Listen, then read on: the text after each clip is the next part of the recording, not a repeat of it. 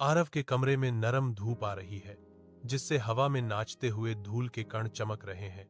लेकिन उसकी आंखें उसके फोन पर टिकी हुई हैं। उसकी उंगलियां स्क्रीन पर लयबद्ध तरीके से थिरक रही हैं।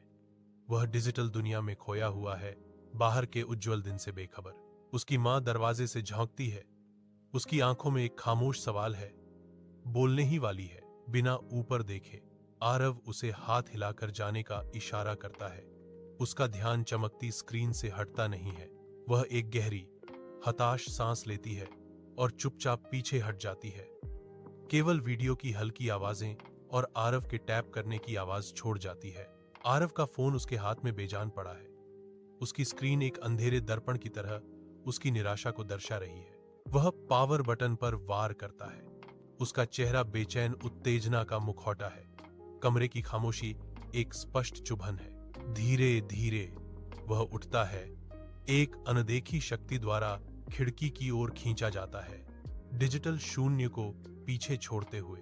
बाहर चांदनी में नहाया हुआ उसके परिवार के हंसी की दूर की धुन रात की हवा में तैर रही है। पहली बार वह सचमुच अपनी बहन की जॉयफुल हंसी सुनता है, एक ऐसी आवाज जो जीवंत और मुक्त है। उनके पिता की कोमल आवाज कोरस में शामिल हो जाती है, जो चांदनी रात में एक आरामदायक उपस्थिति है। आरव अपने परिवार के साथ डाइनिंग टेबल पर बैठा है। उसका फोन एक तरफ रखा है, अछूता।